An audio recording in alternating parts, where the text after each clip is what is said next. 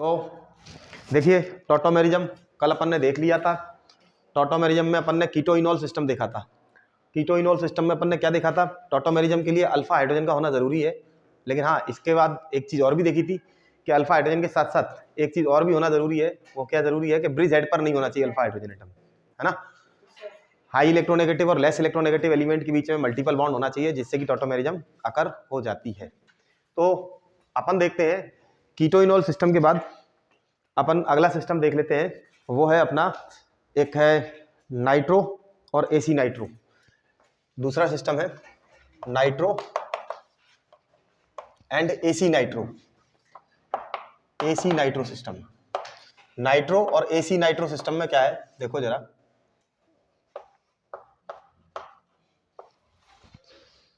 Nitro compound कौन से होते हैं जिनमें NO2 ग्रुप होता है। मान लीजिएगा कि ये अपने पास एक CH3NO2 मिथाइल नाइट्रेट या नाइट्रोमिथेन अपन उसको कह सकते हैं। ये देखिएगा ये मिथाइल, ये कुछ इस तरीके का है, नाइट्रोमिथेन है ये। और नाइट्रोमिथेन में देखिएगा यहाँ पर अगर अपन बात करते हैं टॉटोमेरिज्म की, तो नो डाउट यहाँ मल्टीपल बॉन्ड है हाई इलेक्ट्रोनेगेटिव का लेस इलेक्ट्रोनेगेटिव के साथ। और ये हाइड्रोजन अपने को दिख रहा है अल्फा हाइड्रोजन एटम हो गया। अल्फा हाइड्रोजन एटम क्या करेगा, वहां मूव कर जाएगा और मल्टीपल बॉन्ड इन दोनों के बीच में आ जाएगा। तो ये तो हो गया नाइट्रो। और जब इस तरीके से हाइड्रोजन उधर शिफ्ट होगा तो ये जो कंपाउंड बनेगा इसको अपन कहते हैं एसी नाइट्रो, ठीक ना। तो ये जो कंपाउंड बनेगा इसको अपन एसी नाइट्रो कहते हैं। तो ये N का OH हो गया और ये हो गया एसी नाइट्रो। तो नाइट्रो और एसी नाइट्रो कंपाउंड भी टॉटोमेरिज्म शो करते हैं, ठीक ना। तो ये अपन ने देखा था। नेक्स्ट अपन देख लेते हैं नाइट्रोसो ऑक्साइम सिस्टम, है ना। तीसरा है nitroso oxime system. Nitroso group कौन से होते हैं, है ना। नाइट्रोसो मैंने बताया था आपको। नाइट्रोसो जैसे कि मान लीजिएगा ये CH3 है ना, और नाइट्रोसो मतलब N डबल बॉन्ड हो, ठीक ना। तो यहां क्या होगा, ये हाइड्रोजन क्या होगा, शिफ्ट हो जाएगा ऑक्सीजन के पास और मल्टीपल बॉन्ड कार्बन और नाइट्रोजन के बीच में आ जाएगा। ये तो हो गया नाइट्रोसो, ये नाइट्रोसो है NO ग्रुप, और ये कन्वर्ट हो जाएगा किसमें, ये CH2 डबल बॉन्ड N और ये OH में। इसको अपन क्या कहते हैं, C double bond NOH oxime. देखा था ना एल्डिहाइड और कीटोन जब रिएक्शन कर रहे थे किसके साथ, हाइड्रोक्सिलअमीन के साथ, तो ऑक्साइम बना रहे थे। तो ये ऑक्साइम है ना, ऑक्साइम टॉटोमेरिज्म दिखाता है नाइट्रोसो के साथ, ठीक ना। तो ये नाइट्रोसो ऑक्साइम सिस्टम है। नेक्स्ट अपने पास और भी है N एल्काइल अमाइड, है ना। N मिथाइल अमाइड की अपन कह सकते हैं इसको, ठीक ना। तो N मिथाइल अमाइड का इसका अपन देखेंगे तो इसको अपन इनेमीन और किटीमाइड भी कह देते हैं। इनेमीन, इनेमीन एंड किटीमाइड सिस्टम भी कह देते हैं इसको। इनेमीन मतलब कि क्या है कि इनेमीन यानी मल्टीपल बॉन्ड भी है और अमीन ग्रुप भी है। इनेमीन, इनेमीन का यहां देखिएगा तो कार्बन का, कार्बन के साथ क्या है, डबल बॉन्ड सिस्टम है इन, और इन अमीन, अमीन मतलब कौन सा ग्रुप हो जाएगा इसमें, जल्दी बोलो, NH2 ग्रुप हो जाएगा, NH ग्रुप या NH2 ग्रुप हो जाएगा। तो ये तो कौन सा वाला हाइड्रोजन, ये वाला हाइड्रोजन क्या करेगा, यहां शिफ्ट हो जाएगा और डबल बॉन्ड कार्बन और नाइट्रोजन के साथ, इन अमीन, है ना, इन अमीन, इनामीन। तो इसको इनामीन सिस्टम कहते हैं। और कीटीमाइड क्या होगा, कीटीमाइड, हाँ कीटीमाइड सिस्टम, जिसमें कि कीटोन का अमाइड के साथ सिस्टम बनेगा। तो देखिए कीटीमाइड सिस्टम क्या होगा कि यहाँ CH3 हो जाएगा, single bond, sorry single bond CH, और NH के साथ क्या हो जाएगा, डबल बॉन्ड। तो ये क्या होगा, इमीन हो गया, इमीन हो गया। अरे NH2 होता है, कार्बन नाइट्रोजन सिंगल बॉन्ड होता है तो अमीन कह देते हैं, कार्बन नाइट्रोजन डबल बॉन्ड हो गया तो इमीन हो गया, है ना। इमीन, या इसको कीटीमाइड भी कह देते हैं, कीटीमाइड या इमीन भी कह देते हैं। ये भी अपन देख सकते हैं इसमें, ठीक है ना। तो आगे देखिए, नेक्स्ट है लैक्टम लैक्टेम सिस्टम। ठीक ना। तो lactam, lactam system,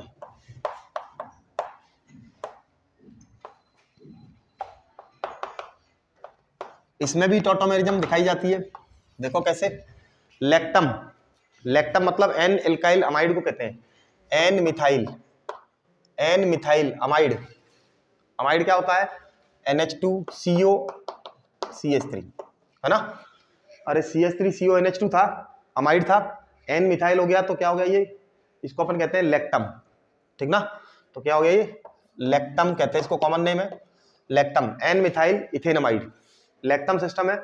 lactam system में टॉटोमेरिज्म कैसे दिखाई जाएगी कि ये वाला हाइड्रोजन जिस पर टेंशन ज्यादा होती है यही शिफ्ट होगा किस पर, ऑक्सीजन पर, अल्फा हाइड्रोजन एटम है, अल्फा हाइड्रोजन एटम हो गया, और ये यहाँ ऑक्सीजन पर शिफ्ट होगा, ठीक ना। अल्फा हाइड्रोजन तो ये भी है, लेकिन ये ऑक्सीजन पर शिफ्ट होने से पहले ये वाला हाइड्रोजन शिफ्ट होगा, क्योंकि हाइड्रोजन वो वाला शिफ्ट होता है, अरे ये वाला भी हो सकता था, लेकिन हाइड्रोजन वो वाला शिफ्ट होता है जिस पर टेंशन ज्यादा है, टेंशन मतलब जिस पर खिंचाव ज्यादा है, जो हाइड्रोजन हाई इलेक्ट्रोनेगेटिव एलिमेंट से जुड़ा हुआ होगा वो पहले जाएगा। तो यहाँ हाई इलेक्ट्रोनेगेटिव कौन है, नाइट्रोजन, तो नाइट्रोजन वाले हाइड्रोजन पर खिंचाव इलेक्ट्रॉन का ज्यादा है, खींचने वाला ग्रुप है, तो ये हाइड्रोजन जाके क्या करेगा, शिफ्टिंग दिखाएगा, और ये क्या बना देगा आपने, लैक्टेम सिस्टम बना देगा। तो ये CH3N डबल बॉन्ड COH, और ये क्या हो जाएगा CH3, इसको अपन लैक्टम की जगह लैक्टेम कह देते हैं, लैक्टेम कह देते हैं। तो लैक्टम, लैक्टेम सिस्टम भी इसमें टॉटोमेरिज्म में होता है। तो इस तरीके से अपन ने देखा कि ये टॉटोमेरिज्म अपन ने कई सारे कंपाउंड्स में देखी, लेकिन सबसे ज्यादा चीफ जो है वो है कीटोइनोल आइसोमेरिज्म, जो अपन ने कल देख लिया था, ठीक है ना। ये भी सिस्टम है। तो जहां भी आपको मल्टीपल बॉन्ड दिखे और अल्फा हाइड्रोजन एटम दिखे, तो वहां क्या टॉटोमेरिज्म का क्या हो जाएगा, पॉसिबिलिटीज बन जाती हैं।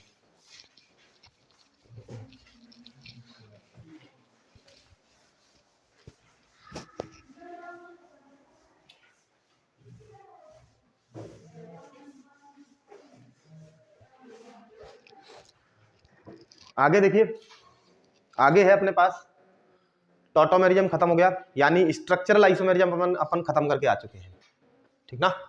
स्ट्रक्चरल आइसोमेरिज्म अपन ने पढ़ लिया है, और स्ट्रक्चरल के बाद अब अपन देख लेते हैं दूसरी है कन्फर्मेशनल आइसोमेरिज्म। तो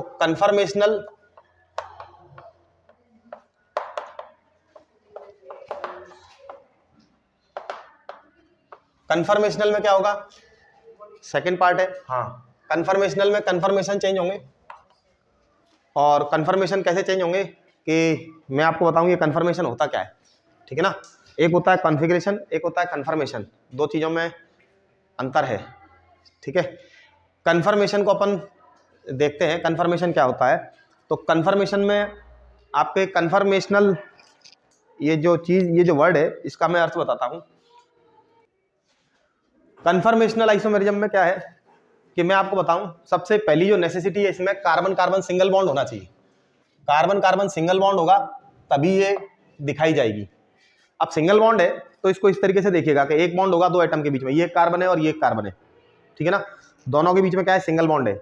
जैसे इथेन की बात कर लेते हैं, इथेन में ये एक कार्बन है, ये एक कार्बन है, दोनों के बीच में क्या है, सिंगल बॉन्ड है। तो सिंगल बॉन्ड है तो सिंगल बॉन्ड पे तो रोटेशन हो सकता है ना एक एटम का दूसरे एटम के साथ, कोई एटम की बॉन्डिंग थोड़ी ना चेंज हो रही है, केवल घूम रहे हैं। सिंगल बॉन्ड एक एक्सिस बन गया, एक्सिस पर क्या हो रहा है, मॉलिक्यूल घूम रहा है, बॉन्डिंग थोड़ी ना चेंज हुई। तो एक एटम दूसरे एटम के रेस्पेक्ट में क्या हो सकता है, घूम सकता है। तो जब एक एटम दूसरे एटम के रेस्पेक्ट में घूम सकता है तो क्या होगा, डिफरेंट स्थितियां बनेंगी। अरे CH3 ये है, इथेन की बात कर रहे हैं, तो इथेन की बात मैं करता हूं तो देखिएगा ये एक इथेन है। अब कभी तो ये हाइड्रोजन सामने सामने आएंगे, इसके पास भी 3 हाइड्रोजन है और इस वाले कार्बन के पास भी 3 हाइड्रोजन कंसीडर कर लेते हैं, तो कभी तो ये हाइड्रोजन क्या होंगे, सामने सामने होंगे, बिल्कुल बिल्कुल। एक हाइड्रोजन ने दूसरे वाले हाइड्रोजन को ढक दिया, आप अपने फेस वाला हाइड्रोजन देख पा रहे हैं लेकिन पीछे वाला नहीं देख पा रहे, तो ये एक्लिप्स हो गया, एक्लिप्स हो गया। और जब ये थोड़ी देर बाद घूम जाएगा तो क्या होगा, अब आप देख पा रहे हैं, एक्लिप्स हट गया, स्टैगर्ड हो गया। तो ये जब घूमने, सिंगल बॉन्ड जब होता है, कार्बन कार्बन में सिंगल बॉन्ड होता है, तो एक एटम दूसरे एटम के रिलेटिव रिलेशन में क्या हो सकता है, घूम सकता है। तो जब घूमते हैं, घूमने से डिफरेंट क्या हो रही है, स्पेशियल पोजीशन बन रही है, स्पेशल अलग अलग टाइप की क्या बन रही है, कंडीशंस बन रही हैं। तो ये जो आइसोमर बन रहे हैं इनको अपन कहते हैं कन्फर्मर, इस घटना को अपन कहते हैं कन्फर्मेशनल आइसोमेरिज्म कहते हैं, ठीक है ना। तो कन्फर्मेशनल आइसोमेरिज्म क्या होता है कि सबसे पहली नेसेसिटी क्या है, कार्बन कार्बन सिंगल बॉन्ड होना चाहिए। तो जब भी कार्बन कार्बन सिंगल बॉन्ड होता है तो क्या होता है कि एक दूसरे के रेस्पेक्ट में डिफरेंट स्पेशियल पोजीशंस बनती हैं। अब अपन सबसे पहले कंफर्मेशन देखेंगे इथेन का। इथेन का कंफर्मेशन किस तरीके से, कंफर्मेशनल आइसोमेरिज्म इथेन कैसे दिखाता है। तो इथेन का मैंने बताया था कार्बन कार्बन सिंगल बॉन्ड है, तो ये कुछ इस तरीके की दिखाई देंगी। तो इसके लिए अपने को क्या है, ये इसमें अपने को फॉर्मूला पढ़ना पड़ेगा जिसमें कि अपन इसका बॉन्डिंग देख पाए। इथेन वैसे अगर अपन देखते हैं तो इथेन तो आप तो इस तरीके से देखते हो, ये CH3 सिंगल बॉन्ड CH3, लेकिन अब इसके हाइड्रोजन को आमने सामने है या नहीं है, इसके लिए अपने को एक व्यू चाहिएगा। तो व्यू के लिए अपन एक फार्मूला यूज करते हैं। वो फार्मूला कौन सा है, सोहार्स, है ना। सोहार्स फार्मूला जो है वो अपने को यूज करना होता है। सोहार्स फार्मूला क्या है, तो देखो जरा सोहार्स फार्मूला किस तरीके से इस इथेन को दिखाएगा। इसमें हम एक तिरछी लाइन से दिखाते हैं कार्बन कार्बन सिंगल बॉन्ड को। तो यानी इस तिरछी लाइन के इधर कार्बन है और इधर कार्बन है, और ये तिरछी लाइन जो दिखाई दे रही है ये क्या हो गया, इनके बीच का सिंगल बॉन्ड है। कार्बन कार्बन सिंगल बॉन्ड कहाँ है कि ये रहा, ये वाला कार्बन कहाँ है, ये रहा, और ये वाला कार्बन ये इस कोने पर है। कार्बन को दिखाएंगे नहीं ये, और इस पे जो कार्बन के 3 हाइड्रोजन जो बॉन्डेड है और इस कार्बन पर भी 3 हाइड्रोजन बॉन्डेड है।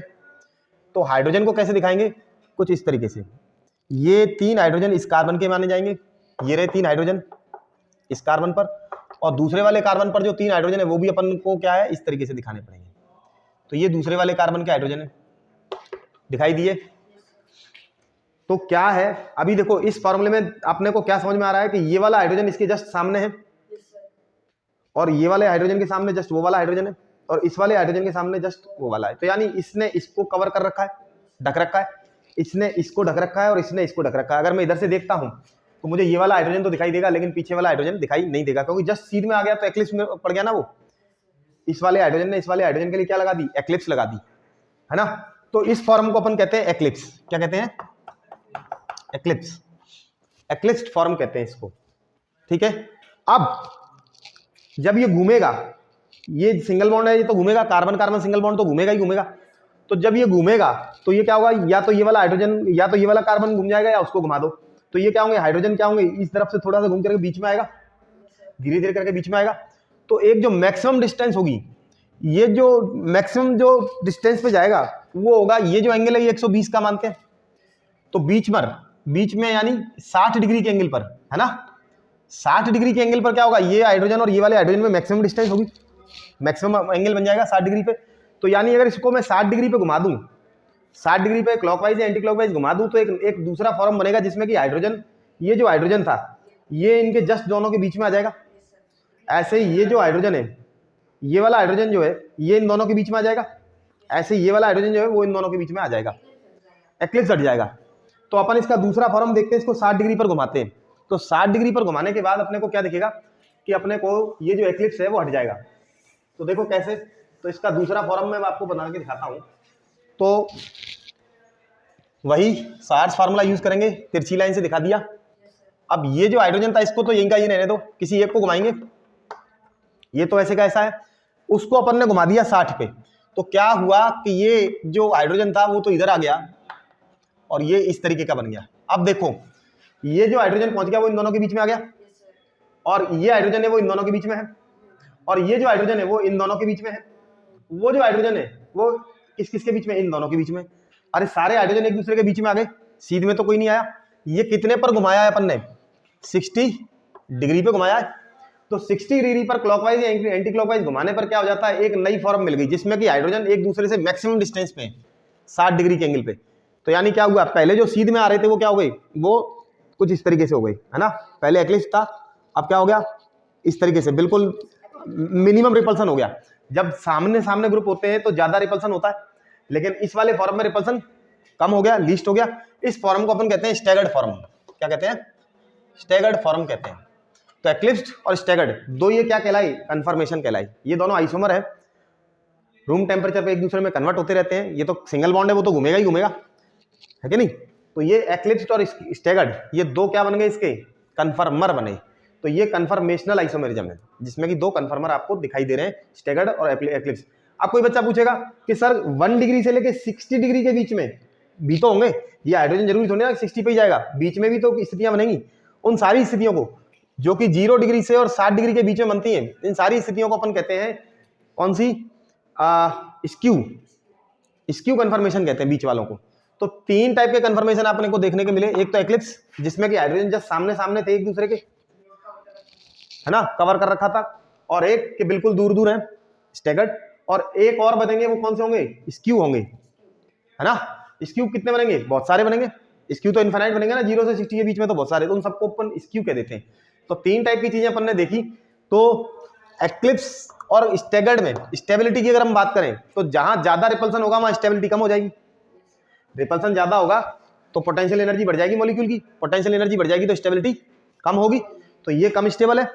स्टैगर्ड क्या होते हैं, सॉरी एक्लिप्स क्या होते हैं, कम स्टेबल, और स्टैगर्ड क्या होते हैं, ज्यादा स्टेबल। तो मोर स्टेबल कौन है, staggered, staggered are more stable than eclipse, है ना। स्टेबिलिटी की बात करें तो ठीक है ना, स्टेबिलिटी का ऑर्डर देखें तो staggered are more stable than eclipse. Energy की बात करें तो एक्लिप्स की ज्यादा होगी, अरे रिपल्सन की एनर्जी आ गई ना इसके पास, पोटेंशियल एनर्जी और रिपल्सन, तो एनर्जी एक्लिप्स की ज्यादा होती है स्टैगर्ड से, जबकि स्टेबिलिटी स्टैगर्ड की ज्यादा होती है एक्लिप्स से। ये 2 कन्फर्मेशन आपने इथेन के पढ़े हैं, ठीक है ना। तो ये 2 कन्फर्मेशनल आइसोमर आपने पढ़े।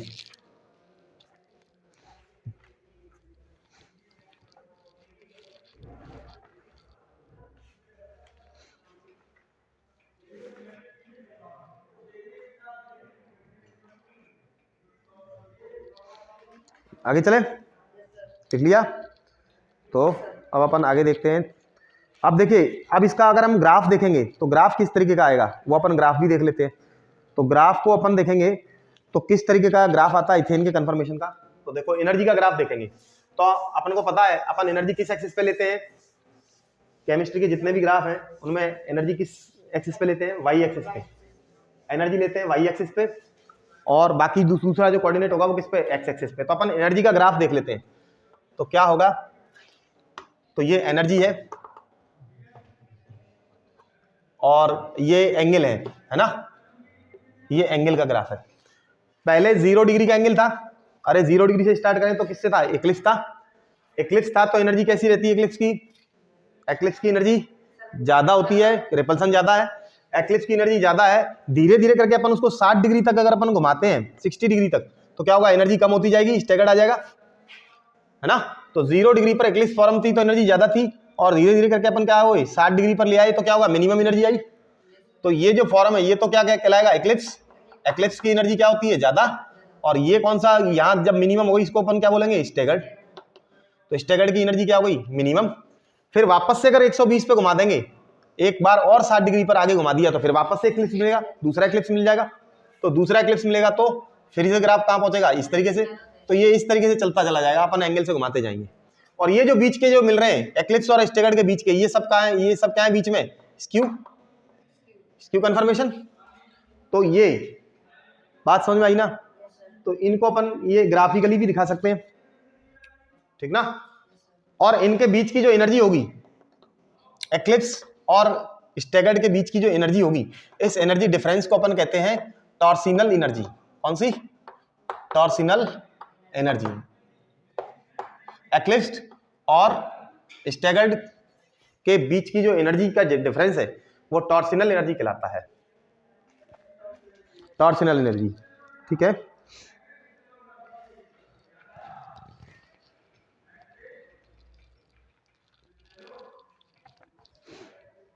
तो बाकी सारे के सारे इसके बीच में स्क्यू बनने वाले हैं, ये तो आपने देख लिया। अब अपन बात करते हैं दूसरे, एक और फार्मूला है, वो है अपने पास न्यूमैन प्रोजेक्शन फार्मूला, ठीक ना। तो न्यूमैन प्रोजेक्शन फार्मूला और अच्छी तरीके से इसको दिखाएगा, किस तरीके से न्यूमैन प्रोजेक्शन फार्मूला इसको और अच्छी तरीके से दिखाएगा। मिटा दूं इसको, सार्स की जगह पे अपन न्यूमैन प्रोजेक्शन फार्मूला यूज कर लेते हैं। न्यूमैन और अच्छी तरीके से दिखाता है आपको। इथेन का ही कंफर्मेशन देख लेते हैं न्यूमैन से, क्योंकि यहां से आगे अपन न्यूमैन पढ़ेंगे तो ज्यादा बेटर रहेगा। न्यूमैन बहुत अच्छे तरीके से समझाता है कि किस तरीके से रोटेशन हो रहा है कार्बन कार्बन सिंगल बॉन्ड।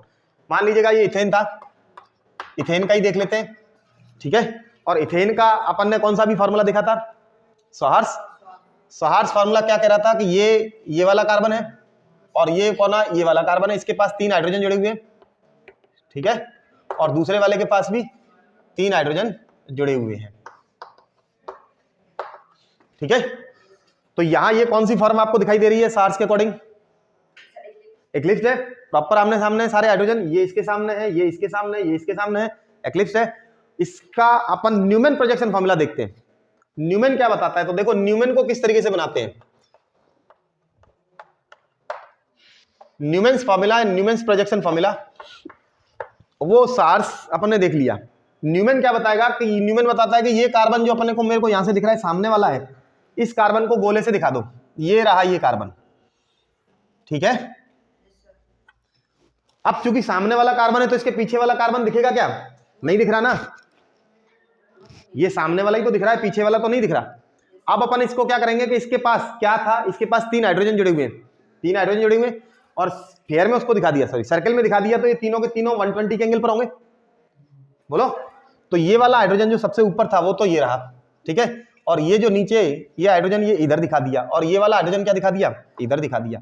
अरे देखो ना, क्या ये CH3 दिख रहा है आपको? ये CH3 ही तो है, ये रहा C, और 3 हाइड्रोजन उसके ये रहे, ये CH3 है। पीछे वाला कार्बन चूंकि दिखाई नहीं दे रहा है, पीछे भी गोले में ही होगा वो कार्बन, लेकिन उसका कार्बन नहीं दिखाई दे रहा, और चूंकि एक्लिप्स फॉर्म में तो उसके हाइड्रोजन भी नहीं दिखाई देंगे, तो अपन उसको क्या दिखाते हैं? उसको इस तरीके से दिखाते हैं कि ये हाइड्रोजन डैश बॉन्ड से अपने को दिखाई दे रहे हैं या नहीं दिखाई दे रहे हैं, तो अपन कंसीडर करेंगे पीछे वाले हाइड्रोजन कहां रहेंगे? डैश बॉन्ड पे दिखा दिया अपन ने। डैश बॉन्ड का मतलब क्या हुआ कि ये पीछे वाले कार्बन के हाइड्रोजन है जो कि बहुत पार्शियल अपने को दिखाई दे रहे हैं, है ना, पार्शियल हाइड्रोजन दिखाई दे रहे हैं। ये एक्लिप्स फॉर्म है। ये कैसी फॉर्म है? एक्लिप्स है। किसके अकॉर्डिंग? न्यूमैन के अकॉर्डिंग। न्यूमैन गोले बना के दिखाता है, सार्स लाइन बना के दिखाता है तिरछी, ठीक ना। अब अपन इसको देखो जरा, अब अपन अगर पीछे वाले को आगे वाले के रेस्पेक्ट में घुमाते हैं तो ये 120 का एंगल है, 60 पर घुमाएंगे तो ये हाइड्रोजन जो इसके जस्ट पीछे था, रिपल्सन ज्यादा था, तो ये इससे दूर होकर के यहाँ 60 पर जब पहुंचेगा बीचों बीच, तो रिपल्सन कम हो जाएगा। तो कौन सी फॉर्म दिखाई देगी अपने को अगर हम इसको 60 डिग्री पर घुमाते हैं? हाँ, तो स्टैगर्ड फॉर्म मिल जाएगी, ठीक ना। तो इसको अपन ने पीछे वाले कार्बन को घुमा दिया है 60 डिग्री के रोटेशन पर, तो 60 डिग्री के रोटेशन पर क्या होगा? पीछे वाले हाइड्रोजन यहां पहुंच जाएंगे, तो ये कौन सी फॉर्म मिल जाएगी अपने को? स्टैगर्ड फॉर्म मिलेगी, ठीक है। तो ये फॉर्म कौन सी मिल गई? स्टैगर्ड मिल गई। स्टैगर्ड कैसे मिली है? तो जरा देखो, पीछे वाले हाइड्रोजन 60 डिग्री का एंगल क्रॉस करके कुछ इस तरीके से अपने को दिखाई देंगे या नहीं देंगे? ठीक है ना। ये कौन सी फॉर्म हो गई? स्टैगर्ड हो गई। कौन सी? स्टैगर्ड। इसका दूसरा आइसोमर मिला है, ठीक ना। तो ये स्टैगर्ड कन्फर्मर मिला है। तो इथेन के 2 कन्फर्मेशन आपने को देखने के मिले। सबसे लीस्ट स्टेबल है एक्लिप्स और मोस्ट स्टेबल है स्टैगर्ड। और 0 से 60 के बीच में और जो मिल रहे हैं वो कौन से कन्फर्मेशन है? स्क्यू कन्फर्मेशन है। एनर्जी का अगर आप देखेंगे तो सबसे मैक्सिमम एनर्जी 60 डिग्री पर घुमाएंगे तो मिनिमम एनर्जी, ठीक है ना। तो बताओ जरा, अब मेरे को जवाब दीजिएगा कि आपको सार्स में देखने का विजन ज्यादा अच्छा मिल रहा था या न्यूमैन में विजन ज्यादा अच्छा मिल रहा है? आइसोमर्स का न्यूमैन में ज्यादा अच्छा मिल रहा है, क्योंकि सार्स में तिरछी लाइनें थी तो थोड़ा सा आपको देखने में थोड़ी सी प्रॉब्लम हो सकती थी, लेकिन न्यूमैन में तो प्रॉपर है ना। तो ये जो एक्लिप्स और ये जो स्टैगर्ड वाली कन्फर्मेशनल आइसोमेरिज्म है वो न्यूमैन फॉर्मूले से अपन बहुत ज्यादा अच्छे तरीके से समझ सकते हैं, ठीक है ना। तो ये 2 फार्मूले होते हैं न्यूमैन और सार्स के, ठीक है। तो आप इसको नोट डाउन करिएगा। इथेन के कन्फर्मेशन को देखने के बाद अब अपन देख रहे हैं ब्यूटेन के कन्फर्मेशन। तो कन्फर्मेशनल आइसोमेरिज्म इन ब्यूटेन या कन्फर्मेशन ऑफ ब्यूटेन। ब्यूटेन के किस तरीके के कन्फर्मेशन आपको देखने को मिलेंगे वो मैं आपको बता देता हूं। ब्यूटेन का अगर हम फार्मूला देखें तो ब्यूटेन का फार्मूला होता है CH3 CH2 CH2 and CH3। अरे तो इसमें तो सिंगल बॉन्ड तो काफी सारे हैं, 1 2 और 3 सिंगल बॉन्ड है कार्बन कार्बन में, तो तीनों के तीनों घूम रहे होंगे। पहले पहला वाला घूम रहा होगा, दूसरा वाला भी घूम रहा होगा, तीसरा वाला भी घूम रहा होगा, तीनों के तीनों घूम रहे होंगे। लेकिन अपने को यहाँ कन्फर्मेशन ऑफ ब्यूटेन में अपन इन दोनों कार्बन, ये जो कार्बन नंबर 2 है और ये जो कार्बन नंबर 3 है, इनके रेस्पेक्ट में कार्बन नंबर 2 और कार्बन नंबर 3 के रोटेशन को अपन देखेंगे। तो यानी यहाँ अपने को क्या देखना है? यहाँ पर अपने को कार्बन नंबर 2 और 3 का ये जो सिंगल बॉन्ड है इसका रोटेशन अपने को देखना है ब्यूटेन के अंदर। तो ये भी घूम रहा होगा, सिंगल बॉन्ड है तो घूमेगा। जब भी कहीं एक एक्सिस होता है तो वो तो घूमेगा ही ना, एक एक्सिस तो दूसरे के रेस्पेक्ट में घूम ही सकता है। तो ये दोनों का जो रोटेशन है वो अपने को देखना होता है, कार्बन नंबर 2 और कार्बन नंबर 3। तो कार्बन नंबर 2 को मैं न्यूमैन प्रोजेक्शन फॉर्मूला से दिखा दूं, ठीक है ना। तो कार्बन नंबर 2 और 3 को मैं न्यूमैन प्रोजेक्शन फॉर्मूला से दिखा दूं। तो कार्बन नंबर 2 मैं यहाँ बोर्ड पर लिखने के लिए जा रहा हूं, तो अपन ने स्फीयर बनाएंगे, है ना, ये गोला बनाएंगे और कुछ इस तरीके से, ये देखिएगा ये कार्बन नंबर 2 है, तो कार्बन नंबर 2 तो ये रहा, लेकिन 3 उसके पीछे है तो वो तो छुप गया, पीछे चला गया ना, ये 2 वाला आप देख पा रहे हैं, तो 3 वाला अब 2 पे है क्या, 2 पर 2 हाइड्रोजन जुड़े हुए हैं और एक मिथाइल जुड़ा हुआ है। इस कार्बन की देखें तो इसकी 3 वैलेंसी है, कौन कौन सी, 2 हाइड्रोजन और एक मिथाइल, वो तो अपने को सामने से दिखेंगी, ये तो पीछे चलेगी ना पीछे वाले कार्बन के साथ, तो 3 वैलेंसी दिखाई देंगी। तो ये देखिएगा कि क्या क्या है इस पर, एक पर मिथाइल है, बाकी 2 पर क्या है, हाइड्रोजन है। ये कार्बन नंबर 2 की स्थिति अपन ने देख ली। कार्बन नंबर 3 जो इसके पीछे है उस पर भी यही सेम स्थितियां हैं, एक पर मिथाइल है और 2 पर हाइड्रोजन है। तो क्या दिखाएं अपन इसको, पीछे दिखा दे, जस्ट एक्लिप्स फॉर्म में दिखा दे, बोलो एक्लिप्स दिखा दे। तो पीछे वाला कार्बन है उसके पास भी क्या है कि 2 तो क्या है, हाइड्रोजन है और एक क्या है, मिथाइल है, और ये प्रॉपर एक्लिप्स फॉर्म में है इस टाइम, है ना। ये कौन सी फॉर्म हो गई, एक्लिप्स फॉर्म हो गई। तो अपन इसको अभी थोड़ी देर के लिए एक्लिप्स फॉर्म लिखते हैं। ये इसका कौन सा कंफर्मेशन है, एक्लिप्स कंफर्मेशन है। कार्बन नंबर 2 और 3 के रिस्पेक्ट में अपन देख रहे हैं कंफर्मेशनल आइसोमेरिज्म, ठीक ना। तो कंफर्मेशनल आइसोमेरिज्म ब्यूटेन का अगर हम देखते हैं तो कार्बन नंबर 2 और 3 को अपन ने रिप्रेजेंट कर रखा है। अब मैं इसको 60 डिग्री पर घुमाता हूं, तो अगर हम इसको 60 डिग्री पर घुमाएंगे तो क्या मिलने वाला है जरा देख लेते हैं। तो ये 0 डिग्री पर तो स्थितियां ऐसी थी और पीछे वाला घूम जाएगा 60 डिग्री पर, तो स्टेगर्ड मिलेगा, मिलेगा स्टेगर्ड। तो ये अपने को स्टेगर्ड मिलने वाला है 60 डिग्री पर, अपन ने इसको रोटेट कर दिया। तो आगे वाला तो कांस्टेंट रखेंगे CH3H एंड H। पीछे वाला चूंकि घूम चुका है तो CH3 कहां पहुंच गया, CH3 60 डिग्री पर पहुंच गया है, H भी 60 पर पहुंच चुके हैं। तो ये थोड़ा सा क्या हो चुका है, इसमें स्टेगर्ड आ गया है ना, स्टेगर्ड फॉर्म मिली है, ठीक है। अच्छा, तो एक बार और 60 पर घुमा दो मेरे विचार से, एक बार और इसको 60 पर घुमाएंगे तो क्या होगा, वापस से एक्लिप्स मिलेगा, मिलेगा। तो इसको मैं एक बार और 60 पर घुमा के दिखाता हूं आपको, तो देखो किस तरीके से आप थोड़ा सा समझ पा रहे हैं। स्टेगर्ड से वापस एक्लिप्स मिलेगा, एक बार और 60 पर घुमाने का मतलब 120, टोटल 120 हो गया ना, यहां से तो 120 पर घूम गया ना, तो 120 पर घुमा दिया है। एक बार और 60 पर घुमाने का मतलब 120 पर टोटल घुमा दिया है। अब अपन इसको देख लेते हैं, तो क्या देखने को मिल रहा है, ये तो कांस्टेंट रहेगा, ठीक ना। अब बताओ इसको 60 और आगे ले गए तो क्या होगा, CH3H के पीछे पहुंच गया और इधर H के पीछे H आ गया, इधर CH3 के पीछे H आ गया। ये वापस से क्या मिल गया, एक्लिप्स मिल गया, मिल गया, ठीक ना। अच्छा, अरे तो 2 बार एक्लिप्स मिल गया 120 के एंगल पर, दो वो तो मिलता ही है, एक 60 पर स्टेगर्ड मिलेगा तो 120 पर क्या मिलेगा, एक्लिप्स मिलेगा। लेकिन ये 2 टाइप के एक्लिप्स आपको देखने को मिल रहे हैं, इस वाले एक्लिप्स में और इस वाले एक्लिप्स में, दोनों में अंतर है। पता है क्या अंतर है, कि यहां CH3 के जस्ट पीछे कौन है, CH3 है, और यहां पर CH3 के जस्ट पीछे H है, या CH3 पीछे वाला तो उसके जस्ट पीछे क्या है, आगे क्या है, H है। तो दोनों एक्लिप्स में अंतर नहीं दिख रहा। यहां CH3 एक दूसरे के पीछे हो गए, तो जितने बड़े ग्रुप, जितना बड़ा बल्कि ग्रुप, एल्काइल ग्रुप तो बल्कि होता है, जितना बल्कि ग्रुप उतना ज्यादा रिपल्सन। तो इन दोनों फॉर्म में रिपल्सन कहां ज्यादा है, इस वाले में ज्यादा है, क्योंकि बड़े बड़े बिल्कुल क्या आ गए, साइड में एक दूसरे के पीछे आ गए, तो क्या हो गया, रिपल्सन ज्यादा है। तो रिपल्सन ज्यादा है तो यानी कहीं ना कहीं इसकी एनर्जी भी ज्यादा हो गई, स्टेबिलिटी कम रह गई। तो इस वाले एक्लिप्स में और इस वाले एक्लिप्स में क्योंकि अंतर तो है, इसकी एनर्जी ज्यादा हो गई, ये कम स्टेबल है, क्योंकि यहाँ 2 CH3 का आपस में क्या है, रिपल्सन ज्यादा होता है बजाय कि CH3 के H के साथ, ठीक ना। तो ये ज्यादा रिपल्सन दे रहा है तो ज्यादा एनर्जी वाला हो गया। तो इस एक्लिप्स के लिए थोड़ा एक नया वर्ड लेना पड़ेगा। इसको अगर मैं एक्लिप्स कहता हूं तो इसको दूसरा वर्ड देना पड़ेगा, इसको अपन कह देते हैं फुली एक्लिप्स्ड। अरे फुल एक्लिप्स हो गया ना, ये फुली एक्लिप्स्ड, ठीक है। अच्छा, एक काम करते हैं, इसको मेरे विचार से आप एक बार और घुमा दो, तो टोटल कितना हो जाएगा एंगल, 180। एक बार और घुमा देते हैं इसको, ठीक है। तो एक बार और अगर उसको घुमाएंगे तो टोटल क्या हो गया, 180 का रोटेशन हो गया। तो मैं इसको एक बार और घुमा दे रहा हूं 180 पर, ठीक है। तो इसके लिए अपने पास जगह थोड़ी सी कम है, तो अपन एक काम कर लेते हैं, इसको यहां बना लेते हैं, ठीक है ना। तो देखिएगा, इसको मैं 180 पर घुमा देता हूं, तो 180 डिग्री पर घुमाने का मतलब क्या हो गया कि ये CH3 नीचे पहुंच जाएगा, स्टेगर्ड आएगा वापस से, स्टेगर्ड मिल जाएगा अपने को। तो ये अपने को स्टेगर्ड मिल जाएगा 180 पर घुमाने पर। तो देखिएगा ये कुछ इस तरीके की चीजें मिलेंगी अपने को। CH3 ये तो कांस्टेंट था पहले वाला, तो आगे वाला तो कांस्टेंट था। इसके नीचे क्या हुआ, CH3 पहुंच गया, इधर H पहुंच गया, इधर H पहुंच गया। थोड़ी सी चीजें अपन इसको मिटा देते हैं, पुरानी वाली चीजों को, ठीक है ना। तो मैं इसको यहां लिख देता हूं, ये था स्टेगर्ड, ऊपर लिख दिया मैंने इसका स्टेगर्ड। और ये कैसा था, एक्लिप्स था, फुली एक्लिप्स्ड है ना। मिल रहा है देखने को। ये कौन सा फॉर्म है, स्टेगर्ड है। ये भी स्टेगर्ड था, ये भी स्टेगर्ड है। क्या अंतर है दोनों में,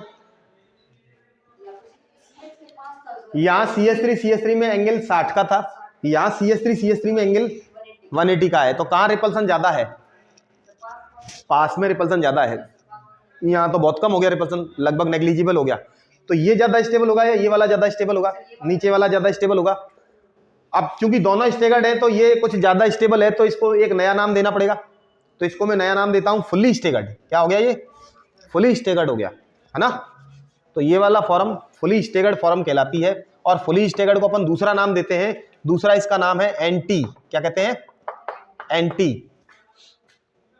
ठीक है। तो ये एंटी है या फुली स्टेगर्ड है, वो स्टेगर्ड है, वो एक्लिप्स्ड है, ये फुली एक्लिप्स्ड है, ठीक है। तो ब्यूटेन के कंफर्मेशन में आपने 4 चीजें देखने को मिली। अभी 360 के रोटेशन पे गए भी नहीं है, केवल 180 पर, लेकिन वापस से आगे जाएंगे तो फुली वापस से यही बनेगा। इसको एक बार और घुमा दो, है ना। तो 240 पर घुमाएंगे तो वापस से क्या होगा, ये एक्लिप्स मिलेगा। लेकिन कौन सा वाला, CH3 के पीछे H, इस वाले CH3 के पीछे ये वाला H आ जाएगा। तो CH3 के पीछे H वाला स्टेगर्ड मतलब यही एक्लिप्स, मतलब ये वाला बनेगा, वापस से ये बनेगा। फिर वापस और आगे घुमा दो 300 पर, तो फिर वापस से क्या मिलेगा, स्टेगर्ड। लेकिन कौन सा वाला स्टेगर्ड, ये वाला स्टेगर्ड मिलेगा, CH3 के बगल में CH3। तो फिर तो वही आने वाले हैं। तो अपन ने क्या है, 4 अलग अलग टाइप के कंफर्मेशन देखने को मिले। सबसे मैक्सिमम एनर्जी वाला कौन सा था, फुली एक्लिप्स्ड, सबसे मैक्सिमम। और सबसे मिनिमम एनर्जी वाला कौन सा है, फुली स्टेगर्ड। और ये दोनों कैसे हैं, इंटरमीडिएट है क्या नहीं, लेकिन इसकी एनर्जी इससे ज्यादा है क्योंकि एक्लिप्स है, ठीक है ना। तो सबसे ज्यादा एनर्जी इसकी, ग्राफ देख लेता हूं, सबसे ज्यादा एनर्जी इसकी, और फिर कहां सबसे कम एनर्जी इसकी है। तो सबसे ज्यादा एनर्जी का मैंने पॉइंट लगा दिया यहां। तो ये यहां से स्टार्ट किया, 60 पर अगर अपन घूमेंगे, 60 पर अगर अपन रोटेट करेंगे तो क्या आ गया, स्टेगर्ड। लेकिन फुली स्टेगर्ड तो नहीं है, लेकिन ठीक है स्टेगर्ड तो है, बोलो।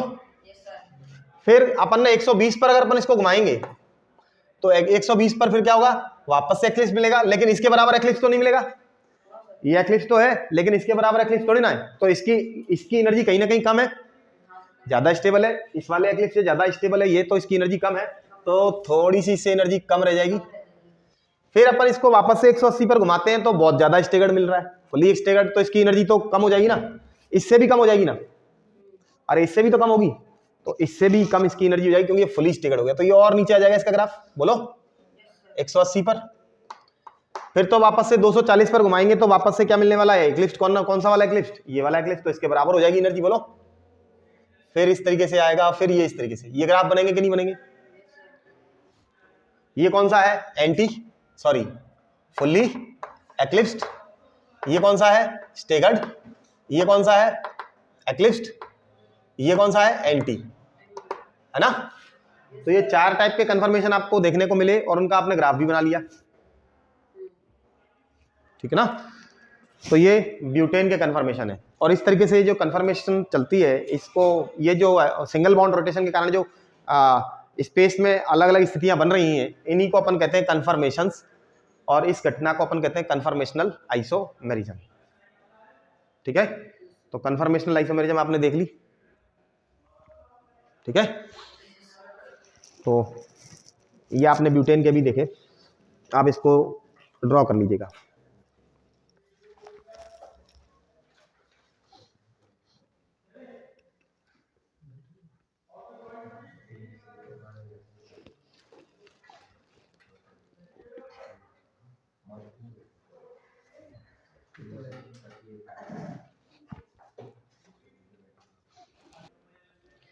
ये जो स्टेगर्ड अपन इसको बोल रहे हैं, पार्शियल स्टेगर्ड है, पूरा स्टेगर्ड तो नहीं है पूरी तरीके से, ये जो स्टेगर्ड है इसको कई कई बुक्स में अपने को देखने को मिलेगा, क्या कहते हैं इसको, स्क्यू कह देते हैं। क्या कह देते हैं? स्क्यू, या गॉच भी कह देते हैं। क्या कह देते हैं? गॉच भी कह देते हैं। तो ये स्टेगर्ड कह सकते हैं इसको, ये जो पार्शियल स्टेगर्ड था इसको अपन गॉच या स्क्यू भी कह देते हैं। स्क्यू कन्फर्मेशन या गॉच कन्फर्मेशन कर सकते हैं। तो चार अलग अलग टाइप के हैं। ये कौन सा हो गया? फुली एक्लिप्स्ड। ये क्या हो गया? गॉच। ये क्या हो गया? एक्लिप्स्ड। और ये क्या हो गया? एंटी। हाँ, एंटी कह दिए। ठीक है, अगला टॉपिक अपन इसमें स्टार्ट कर लेते हैं, स्ट्रेन। स्ट्रेन क्या होता है? स्ट्रेन का मतलब तो आप समझते हो, अपनी पोजीशन से अलग हट करके चीजें, स्ट्रेन है ना। स्ट्रेन आ जाना कहते हैं ना, स्ट्रेन कोई चीज अपनी शेप डिफॉर्मेशन में चली जाए। कोई एक्चुअल शेप जो था उसको अपन ने क्या किया, उसको अपन ने कुछ पिचका दिया या कुछ ठोका पीटी कर दी उसके साथ, तो वो क्या हो गया? स्ट्रेन पे आ जाता है। जैसे माचिस की डिब्बी है और वो रखी हुई है और किसी ने उसके ऊपर पैर रख के कोई चला गया, तो वो क्या होगा? अपनी पोजीशन खो देगी, नॉर्मल शेप खो देगी। तो उसमें क्या आ गया? स्ट्रेन आ गया। स्ट्रेन समझ रहे हो ना वर्ड? स्ट्रेन का मतलब अपनी पोजीशन में से, अपनी जो एग्जैक्ट उसकी जो स्ट्रक्चर थी उससे उसमें क्या आ जाना? डिफॉर्मेशन हो जाना। वो क्या कहलाता है? स्ट्रेन कहलाता है। अब स्ट्रेन क्या है? स्ट्रेन कहाँ से आता है? मॉलिक्यूल्स में कैसे होता है? तो strain carbon carbon bond angle में भी हो सकता है। स्ट्रेन किसी भी बॉन्ड एंगल में हो सकता है। बॉन्ड एंगल किसको कहते हैं? ये तो अपन ने केमिकल बॉन्डिंग में पढ़ रखा था। दो नियरेस्ट बॉन्ड्स के बीच के एंगल को अपन क्या कहते हैं? बॉन्ड एंगल कहते हैं। और जब वो बॉन्ड अपनी जो एक्चुअली जो उसका हाइब्रिडाइजेशन से जो उसका बॉन्ड एंगल अपन निकालते हैं उससे अगर थोड़ा सा भी इधर उधर हो जाएगा तो वो क्या कहलाएगा? Strain in the bond. ठीक ना। तो बॉन्ड में स्ट्रेन किस तरीके से आता है तो देख लेते हैं। ये अपन यहां पढ़ते हैं, साइक्लोएल्केन में आएगा। क्या आएगा? साइक्लोएल्केन किसको कहते हैं?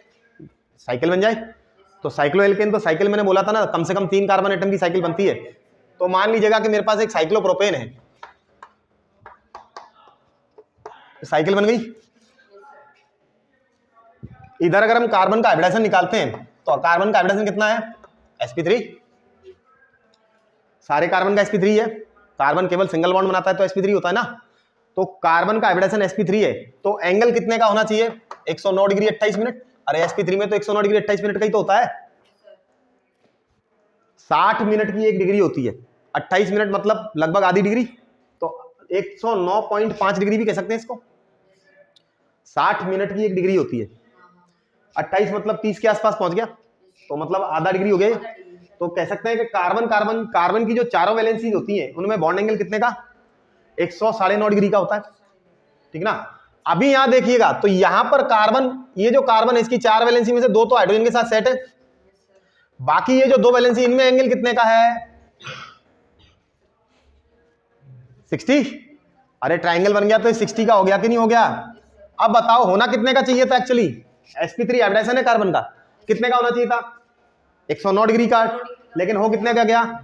क्या हो गया? एंगल में झुकाव आ गया, एंगल अपनी शेप खो चुका है, एंगल में तनाव आ चुका है, अपनी शेप खो चुका है। इसको अपन कहते हैं स्ट्रेन। ठीक है ना। अब स्ट्रेन कितनी आई? तो 2 वैलेंसी के बीच में आई, तो एक वैलेंसी की कितनी? तो पर वैलेंसी पे अपन को स्ट्रेन निकालनी पड़ती है। स्ट्रेन का फार्मूला होता है, क्या होता है स्ट्रेन का फार्मूला? तो स्ट्रेन निकालने का बेयर्स स्ट्रेन थ्योरी है, बेयर ने बताया था स्ट्रेन निकालने का फार्मूला किस तरीके से अपन निकाल सकते हैं। बेयर ने कहा स्ट्रेन निकाल सकते हैं कि एग्जैक्टली जो एंगल होता है कितने का? नॉर्मल एंगल 109.5 है ना, माइनस एग्जैक्टली ऑब्जर्व्ड एंगल कितने का है ना, जितने का भी आपको रिंग में दिख रहा है कार्बन की वैलेंसी डिवाइडेड बाई 2। ठीक है। अब साइक्लोप्रोपेन में तीनों कार्बन स्ट्रेन से ग्रसित है कि नहीं है? हो गए। इसमें स्ट्रेन है तो इसमें भी तो है, इस वाले कार्बन में भी तो स्ट्रेन आ गई। तो कितने की स्ट्रेन है साइक्लोप्रोपेन में? तो साइक्लोप्रोपेन की स्ट्रेन कितने की आ गई? 109.5 माइनस 60 है ना, डिवाइडेड बाई 2 कितने की आई? तो 109 से कितना घट गया है? 109 से 60 डिग्री घट गया है। कितना घट गया? जो भी घट गया, और डिवाइड बाई 2, 2 वैलेंसीज का है, पर वैलेंसी कितने का आएगा? वो उसकी स्ट्रेन कहलाएगी। तो कितना आएगा जरा देख लेते हैं। ये आ गया 5 और ये इधर को 9 में से 0 गया, कितना बचा? 9 है ना, और ये 10 में से 6 गया 4 डिवाइडेड बाई 2 कितने डिग्री का आ गया? 2 दूनी 4 2 चौक 8 है ना, पॉइंट कितना 75 झुक गया अपना 109 से कम का है। अरे 109 से कम हो गया ना, तो कैसी आई, प्लस में आई ना ये वैल्यू। अरे कैसी आई, प्लस में आई ना स्ट्रेन, प्लस में स्ट्रेन है। कभी कभी नेगेटिव भी हो जाती है ना, तो कभी कभी नेगेटिव भी हो जाती है। जैसे कि मैं आपको बताऊं साइक्लोहेक्सेन, मिटा दें, तो साइक्लोहेक्सेन की स्ट्रेन बताएंगे हम। तो साइक्लोहेक्सेन में एंगल कितना है का ये आप बताएंगे मेरे को, तो मैं आपको साइक्लोहेक्सेन की स्ट्रेन निकाल के दिखाऊंगा। स्ट्रेन का फार्मूला यही है 109.5 माइनस एंगल डिवाइड बाई 2। तो साइक्लोहेक्सेन की स्ट्रेन, तो साइक्लोहेक्सेन में स्ट्रेन निकाल रहे हैं, तो साइक्लोहेक्सेन में सारे के सारे कार्बन है, सबका हाइब्रिडाइजेशन कितना है sp3। एंगल कितने का होना चाहिए था 109.5, लेकिन क्या मुझे कोई बताएगा ये एंगल कितने का है। ज्योमेट्री का सहारा लेंगे, मैथमेटिक्स आप लोगों ने पढ़ रखा है, 9-10 तक आप पढ़ के आए हैं, ज्योमेट्री आप पढ़ते भी हैं। तो यहाँ एक काम करते हैं, ये सेंटर है, सेंटर से ये मैंने डिवाइड किया इसको। अरे तो ये सारे के सारे इक्वल बॉन्ड्स हैं, इक्वल इक्वल ट्राइंगल मिल रहे हैं। बोलो कितने इक्वल ट्राइंगल मिल गए आपको, 6। और ट्राइंगल के तीनों एंगल्स का सम कितने का होता है 180। 180 और तीनों बराबर की चीजें हैं, तो कितने कितने का हो गया ये कितने का हो गया 60। अरे पूरा 360 का होता है ना, 360 में से 60-60 के टूट गए ना ये। अरे 6 बराबर पार्ट है तो 60-60 छचनक 36, 60-60 के ये है, 60 का ये हो गया, ये दोनों एंगल बराबर है, तो ये कितने कितने के हो गए, तीनों एंगल का सम कितना होता है 180।